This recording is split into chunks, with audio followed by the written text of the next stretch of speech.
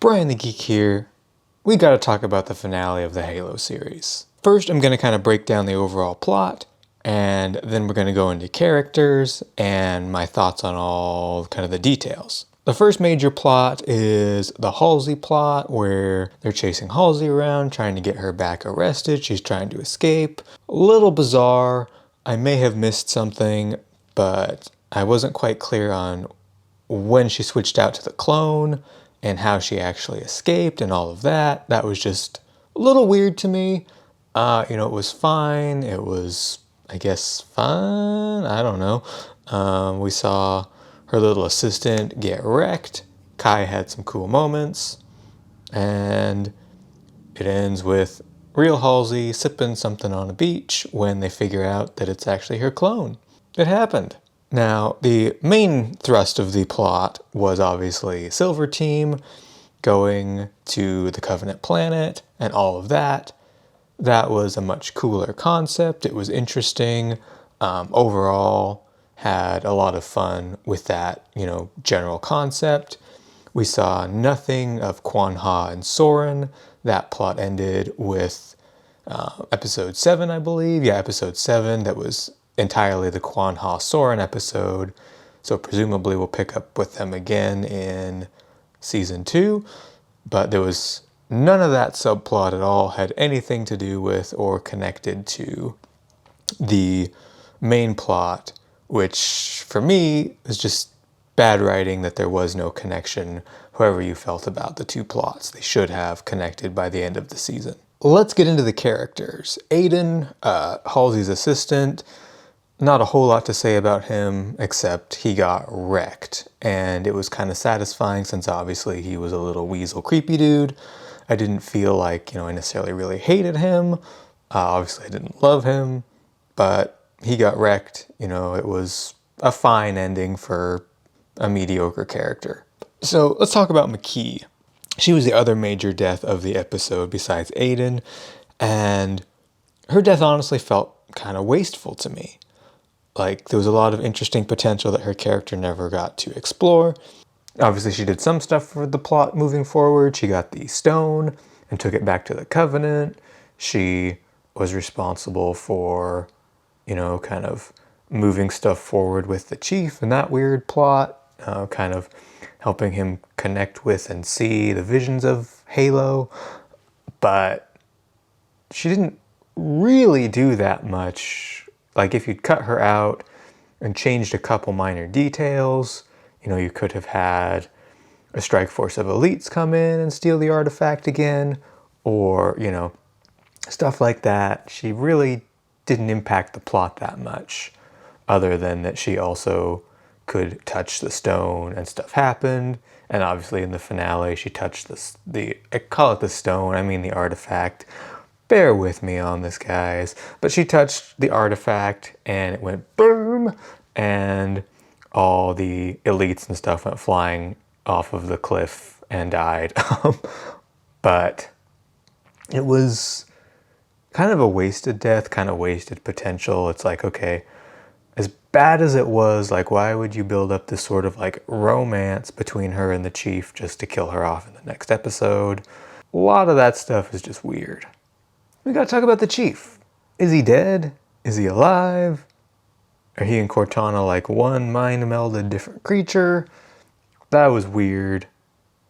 We went from Chief not even being Chief, running around butt naked in other episodes, like what?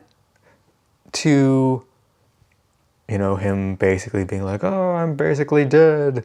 And then Cortana taking over his body and apparently somehow being able to like repair all the damage and make him super badass, but not really be him anymore. I don't know. I hope they explain that better in season 2, because it didn't make a whole lot of sense. And his conclusion to his character arc in season 1 really didn't pay anything off, because essentially all of his emotional journey to kind of finding himself didn't really pay off, in that he gave all that up and is now, Cortana's mind slave, or I don't know what. but it was weird. So I didn't especially find that satisfying. Now, aside from Cortana taking over Chief, Cortana herself was fine. She was cool in this episode. Jen Taylor being the one to voice and mocap her, honestly, it makes me like the characterization more because it feels very familiar to the games. Even though the show's done some weird stuff with her, it still feels like Cortana by and large. And so I enjoyed, all of her lines and quips and stuff in this episode. Silver Team itself, they don't really have a whole lot of character except for Kai. So I don't really have any problems with them one way or the other. Vanek got some cool, badass one-liners, and, it was cool seeing them all fight. But, I didn't really have any problems with them or any wow, they're amazing. My perspective on them has totally changed and I'm fully on board with them as part of the new Halo canon. I would have been okay if Vanek or Riz had died, or it might have even been, a little bit of an emotional impact if Kai had died, since she has more emotions and stuff now, but they all lived. And so, there really wasn't any huge emotional feeling with Silver Team itself. Neither Jacob or Miranda Keyes were in this episode that much, and so I'll kind of tackle them together. They were meh. I mean, their family drama really is not that interesting. That's not why we tune into Halo. I know they're trying to kind of humanize the show and give it more drama, but it just kind of felt like a cheap, cheesy CW kind of drama, like the last seasons of Arrow or Supergirl or whatever, where you're just stop. Nobody wants this bull. Just stop and get back to the Covenant. Overall, the action was really cool. I'm going to touch on more of what went a little wonky in my next section about CGI, but overall, the action was fun. The big action set piece with Silver Team was on a map or I call it a map on a world that felt very much like the Sand Trap map from Halo 3. And so that was kind of cool. It didn't necessarily make a whole lot of sense story-wise, but it was still really cool to see. A lot of fun action, a lot of really cool moments. Seeing all the different ways that they killed the grunts was a lot of fun. And seeing them, snipe and mow down and blow away elites was pretty cool. So I didn't really have any issues with the action. It was fun. I did think that the battle in episode 5 on Eridanus 2 was much better, as far as there just being a lot of variety and a lot of cool stuff and more stakes. But it was fun. It was cool. I can't complain. I really enjoyed it. My brain kind of, turned off, and I was just able to be yes, we have massacre of tons of elites. So now let's get into the CGI, because some of it was great and some of it was awful. Sometimes I really felt like I was watching a cutscene from an old video game where, it looked too smooth, not very detailed, especially when they were jumping out of the Pelican. It was I feel like I'm watching a cutscene from one of the, Halo games, like Halo Reach or Halo 3 or something. And this is, maybe that's what they were trying to evoke, but to me it just felt kind of cheap CGI, or they ran out of time or something. Some of the animation on the Covenant forces was not great. I definitely noticed a few times when it felt like something was off with the physics or the animation or the motion blur or something of the brutes and the elites, and a lot of the elites did not feel like that had the time or love to, of getting fully rendered, fully detailed out.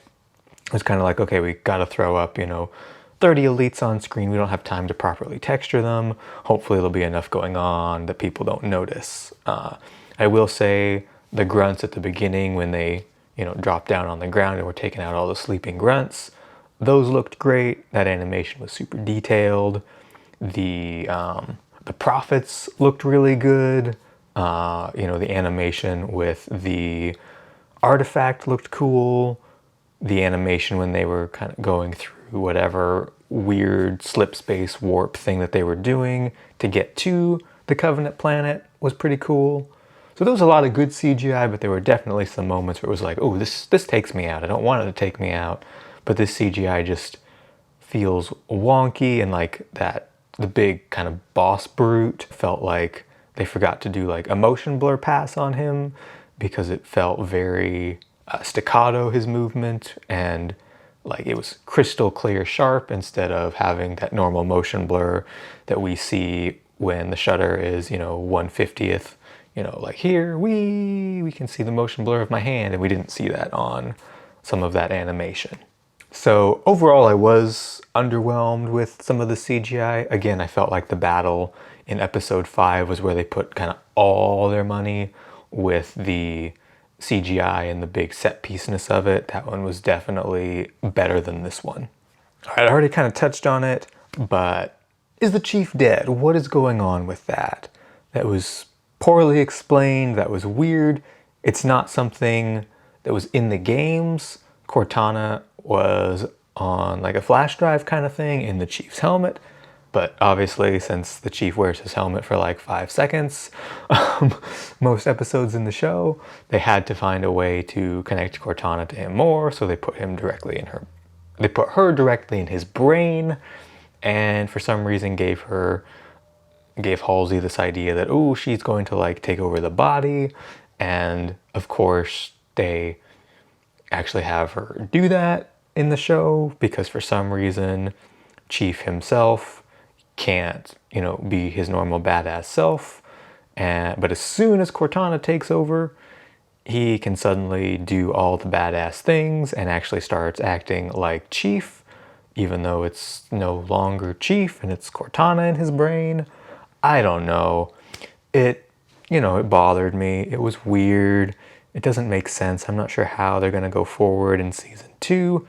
So I hope that they find a way to separate Chief and Cortana and actually put her on that little flash drive, because a lot of the plot of even Halo 1, when she was, taken out of Chief and plugged into the computer, he had the whole thing with 343 Guilty Spark, where she was not involved and he almost destroyed the world. Like all that stuff happened without Cortana because she could have much better informed Chief.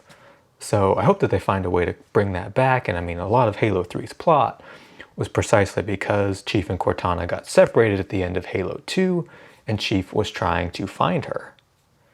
So, all of that was weird, and I hope that they're not going to like combine Chief and Cortana forevermore in the show. I'd probably just like give up on it because most of the game is kind of based on their, quippy back and forth, if you will, even though a lot of it's Cortana talking. The Chief still gets in his lines until Halo 4 when Chief talks way too much, but that's a whole different video. So will I watch season 2? That's a good question. It really depends on the direction of season 2. Season 1 was plagued with a lot of problems.